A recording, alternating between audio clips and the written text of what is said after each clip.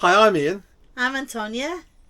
And this month's Vanners collaboration is all about the worst disasters to have in a motorhome, a campervan or caravan. So don't forget to take a look at the other Vanners collaborations to see what videos they've got and what disasters they've experienced. We'll put a link in the playlist at the end of the video and in the description below. Now in this video you're going to see 3 disasters, 3 we had in the caravan, but another 2 disasters which we've had in a motorhome. Hope you enjoy it.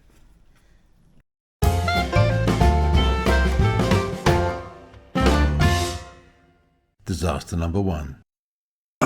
During our caravanning days, we had a situation where we arrived on site, we unhitched the caravan and manoeuvred it into position, and Antonia decided to lower the front of the caravan to get it level while I parked the car. Next thing I know, Antonia screamed, "Help!" The caravan nose was down and was moving forward towards another caravan. Antonia had accidentally wound the caravan jockey wheel in the wrong direction, and so much so that the jockey wheel had become detached from the caravan. So of course that sudden movement forward as it nosed down made it start moving forward. It started moving now. It overcome the handbrake. It's a combined strength to stop it rolling. It was even more fun for me to hold that caravan up, trying to lift it up while Antonia tried to reattach the jockey wheel. God, Muscles. Yeah. Have you ever had a jockey wheel come unattached? Let us know in the comments. Disaster number 2. Our caravan at the time was very long. On top of that, we were using a van to tow it. The combined unit length was around 44 feet, which is around 13.4 meters. This was pre-sat map days when we were relying on paper maps. On our way to the site, I told Ian to take a left turn. The road looked quite tight, but I thought it was correct road. As we headed down this winding road, it got narrower and narrower and narrower. We are now at the point where we were touching the hedges on both sides of the road. There was no way Ian could have reversed all the way back up the road, especially as he could not see what was behind us. In the end, he managed to find a slight gap so I could get out of the van and take a walk ahead to see if the road got wider. Fortunately, a short distance ahead, I found an entrance to a farm.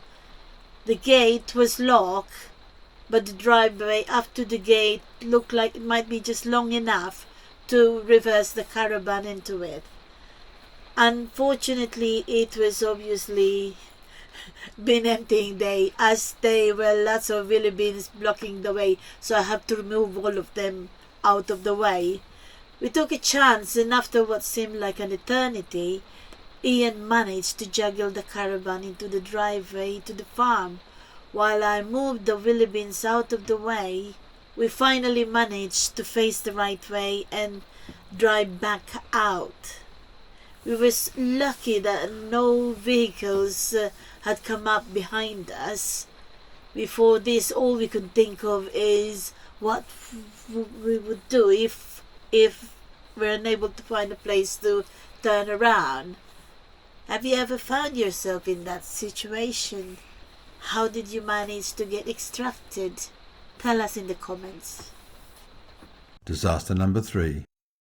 So we're on our way to Devon and I'm towing a caravan. And we're passing through Dorset at the time when a car started flashing its lights behind me. I couldn't see anything wrong. I wondered, is this just an impatient driver wanting to get past me? And then the flashing got more and more intense. He's flashing furiously. And then all of a sudden there was a break in the oncoming traffic and the guy comes speeding up alongside me, frantically pointing to the back of the caravan. I slowed down a bit, wound down the window, and he shouts, "You're on fire!" As you can imagine, I was fairly alarmed. So I immediately pulled over, and there were flames coming out just from behind the near side wheel. I couldn't quite see what it was doing, but as now the caravan was stopped, the flames were getting bigger. Anyhow, I didn't know what to do. Luckily, Antonia thought, she had a brainwave and grabbed the 2-litre bottle of lemonade we had in it, and I used that, squirting it furiously to put the flames out. Most of the flames went out. Anyhow, by now several other motorists had gathered around, and one of them luckily had a small fire extinguisher, and he managed to completely douse the remaining few flames. So it seems what had happened is one of the brakes had started binding, and which caused it to overheat. This then somehow caused something underneath to catch fire. Grease, I don't know what it was. Anyhow, while I was moving forward, the flames were being channeled between the wheels. So, because I couldn't see anything in the mirror, behind it must have been quite spectacular, seeing all these flames coming out from underneath this caravan. Now, the really strange about this story, or this event, is that we stopped. When we stopped, it was almost directly outside a motorhome dealership. You probably know it's on the road down to Dorset. And they were able to take the motorhome in, and it was later repaired under warranty, and they had fitted a whole new axle. Now we carry one of those new safety fire sticks. You've probably seen it on YouTube and various other channels. It was advertised big time at the NEC recently. So we've got one of those in our motorhome now, just in case. Disaster number 4. So we were enjoying the lovely relaxing weekend in the motorhome, and it was time to pack up and go. Now, one of the last things we normally do is wind up the rear legs. We've got these stabiliser legs at the rear which stop it rocking when you're sort of on site. So we've also got a sign which we put on our steering wheel to remind us never to set off while the legs are down. As you can imagine, it probably caused significant damage to the motorhome if we were to drive off while the legs were down.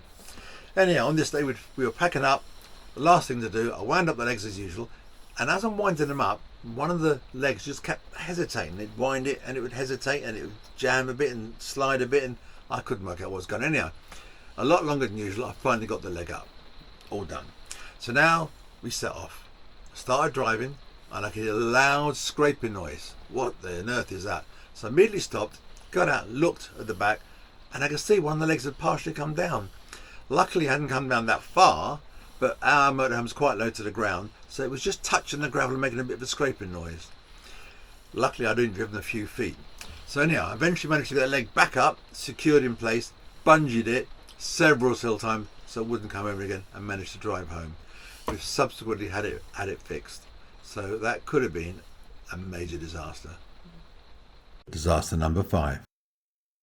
Now I suspect this disaster is unfortunately not that uncommon. We were at a site where there were lots of interesting places to visit in the vicinity, so we decided to hire a car for the day. It was a glorious sunny day. We had the awning out, chilling out, relaxing, and then we decided to take the car out and visit one of the local attractions. We didn't think we'd be very long, so we decided to leave the awning out. You can see where this is going. Big mistake. When we got back, we were horrified to see the awning all bent up and misshaped. It was a complete and total mess. One of the supporting legs was completely detached and laying several feet away. It seemed very strange. Lots of the other motorhomes and caravans still had their awnings out. We asked a few others on the site what had happened. Had there been a turn in the weather? No, they'd all been fine. On close examination of the detached leg, and there was something odd going on because the top mechanism had come out completely. It shouldn't have been possible. I don't know how that would have happened, certainly with a strong wind. I can only think that someone caught the leg with the vehicle or manoeuvring caravan, and that's what caused the damage. I don't know. Maybe it was a freaky storm or freaky wind or something, but I think that's unlikely. Anyhow, I managed to get the part to repair the top of the leg and reattach the leg, and now the canvas is fine. The only part that's really badly damaged is the front fascia. It seems to be made of like pressed metal. So I've managed to reduce the kinks in this, and it was, I mean, literally it was a 45-degree angle. It was like this. It was terrible. So I managed to reduce the kinks, and we can use it. We can get it out. However, to get it out, we have to sort of manually unhook it, and to wind it back in again, we have to manually force it back into place again.